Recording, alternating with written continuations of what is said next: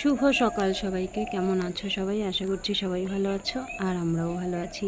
একরাশ বেলি ফুলের শুভেচ্ছা জানিয়ে আজকের ভিডিওটা শুরু করলাম। এখন সকালবেলা 5টার মতো বাজে। তো রাস্তা দিয়ে একটু হাঁটাহাঁটি করছি, মোবাইল নিয়ে বেরিয়েছি। একটু লজ্জা লজ্জাও লাগছে, সকালবেলা তো অনেকে হাঁটতে বের হয়। তো গ্রামের লোকজন হয়তো ভাবতে পারে সকালবেলা মোবাইল নিয়ে কি করছে, সেজন্য একটু নিচের দিকে ধরে ভিডিও করছি। আর আকাশটা দেখো কত সুন্দর লাগছে, এখনও সূর্য ওঠেনি। আমাদের বাড়ির সামনেই একটা লক্ষ্মী মন্দির আছে।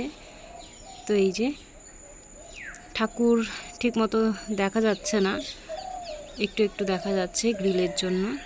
তো চলো এখন এক পা দু পা করে বাড়ির দিকে এগোই, কাজকর্ম তো শুরু করতে হবে। আর এই যে কুল গাছটাতে দেখো কত ফুল এসেছে। এটা আমাদের বাড়িরই কুল গাছ। এটা আমার ছোট কাকা শ্বশুরের, না মেজো কাকা শ্বশুরের জায়গাতে।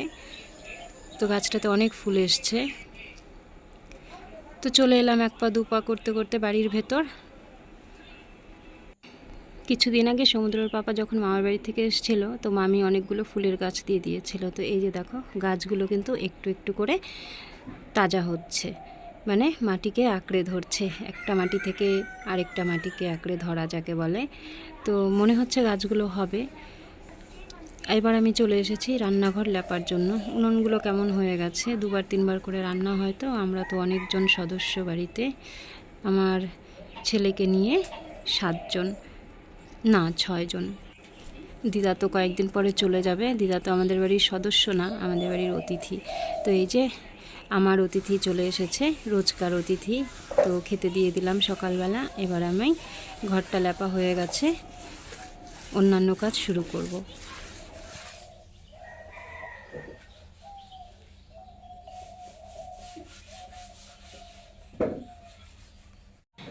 গ্রামেগঞ্জে বাংলায় একটা প্রবাদ আছে জানো তো, সাজলে নারী আর লেপলে বাড়ি। যে কোনো নারীকে সাজলে পরে সুন্দর লাগে, আর বাড়িকে লেপে মুছে রাখলে পরে সুন্দর লাগে। তো এই যে এক গাদা বাসন জমে আছে আমার জন্য, এগুলোকে এখন ধুতে হবে। চলে এসেছি বাসন ধোয়ার জন্য। আর আজকে আমার সৌভাগ্য যে সমুদ্রের পাপা আমাকে ভিডিও করে দিচ্ছে। সচরাচর সকালবেলা ঘুম থেকে ওঠে না, আজকে দেখি অনেকটা সকালেই উঠেছে। এখন 6টা সাড়ে 6টা হবে। তো বাসনগুলো মেজে নিই।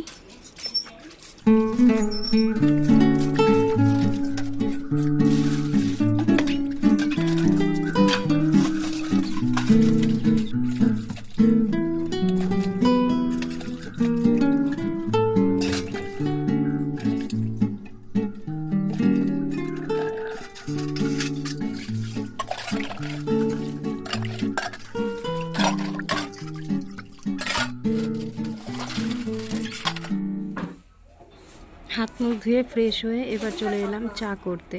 আর ছেলেকে পড়তে বসতে বললাম, ছেলে বললো আমি একা একা পড়তে বসবো না। তো ওকে বই খাতা দিয়ে রান্নাঘরেই নিয়ে চলে এসেছি। আর ওর জন্য বানিয়েছি একটু সুজি, আর আমাদের জন্য চা।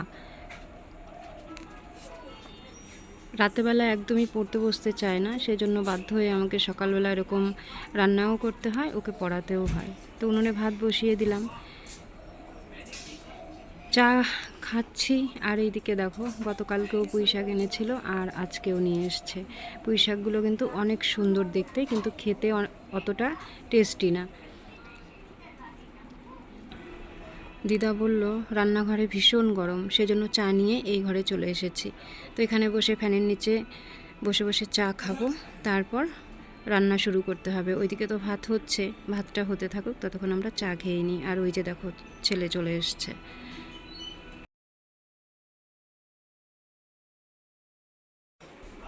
সমুদ্রের পাপা যাবে কাজে। তো বলল আমি ভাত খাওয়ার অপেক্ষায় থাকবো না, যদি রাতের বাসি ভাত থাকে সেটাই দিয়ে দাও। ও গরম ভাতের থেকে পান্তা ভাত বেশি পছন্দ করে, যেহেতু ভীষণ গরম পড়েছে। তো পান্তা ভাত তো এমনি এমনি ভালো লাগে না, তার সঙ্গে কোনো কিছু লাগে। তো সেজন্য আমি এখন আলু ভাজা করব।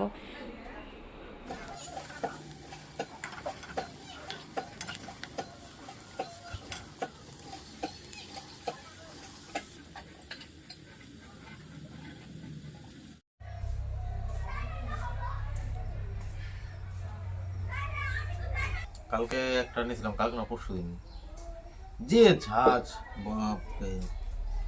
অবস্থা খারাপ হয়েছিল।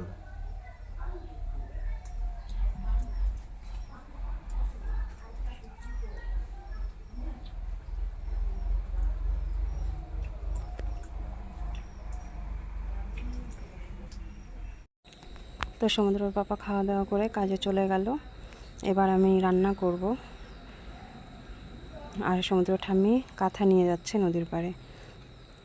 তো এই যে আজকে একবারে রান্না করে নিয়েছি, আবার রাতের বেলা করব সয়াবিন তরকারি, ভেন্ডি ভাজা, পটল ভাজা, আর করব ডাল। তো চলো আজকে ভিডিওটা এ পর্যন্তই। যদি ভালো লাগে তাহলে একটা লাইক কমেন্ট করে দিও, আর আমার চ্যানেলটা সাবস্ক্রাইব করে আমার পাশে থেকো। আজকে এ পর্যন্তই।